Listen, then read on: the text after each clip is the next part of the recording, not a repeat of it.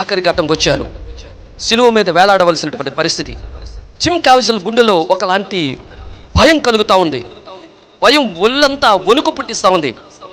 ఈ సన్నివేశాన్ని నేను చేయగలనా అన్నటువంటి వేదన, బాధ, భయం, ఆందోళన మనిషి జీవితాన్ని చుట్టేస్తూ ఉంది. నిలబడ్డాడు. యాక్షన్ అన్నాడు, చేస్తా ఉన్నాడు. మెల్ గిబ్సన్ సాటిస్ఫై అవ్వట్లేదు. యాక్షన్ అన్నాడు, చేస్తా ఉన్నాడు. 3.5 దినాలు అయిపోయింది కానీ షాట్ అవట్లేదు. మనిషి ఇంకా ఆఖరిగా నీలంగా మారిపోతా ఉన్నాడు. ఎందుకంటే రక్త ప్రసరణ జరగట్లే. ఎందుకంటే ఇట్లాగా సిలువ మీద వేలాడాడు. ఆయన ఆకాశానికి భూమికి మధ్య ఉన్నాడు. ఆయన కాలు కింద ఉన్న చిన్న పెటుకిలం అన్నటువంటి చిన్న చెక్క మీద వేలాడుతూ ఉన్నాడు. ఇలా ఏలబడతా ఉన్నాడేమో, తొక్కలు మీదకు పోతా ఉన్నాయి, శక్తి లేదేమో. 3.5 దినాలు బట్టి అట్లనే వేలాడుతూ ఉన్నాడేమో. ఊపిరి బయటకు తీసుకోలేకపోతా ఉన్నాడు.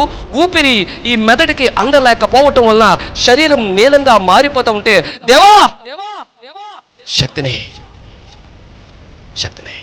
ఇప్పుడు అర్థమవుతుంది ఈ వార్త. శిలువ త్యాగం నేను చాలా దగ్గరగా అర్థం చేసుకోగలుగుతున్నాను. నాకు అర్థమైపోతా ఉంది. వెంటనే షూటింగ్ ఆపేశారు. చాలామంది వెళ్ళారు. ఎందుకు సార్ అట్లా అరిచారు, మీరు ఏమైంది మీకు అడుగుతా ఉన్నారు చాలామంది దగ్గర ఉన్న వాళ్ళకి. జిమ్ క్యావిజల్ ఇస్తున్న అద్భుతమైన స్టేట్మెంట్ ఏంటి అంటే, నటించటమే అంత కష్టమైతే నిజంగా యేసు సిలువలో ఎలాగ భరించాడు.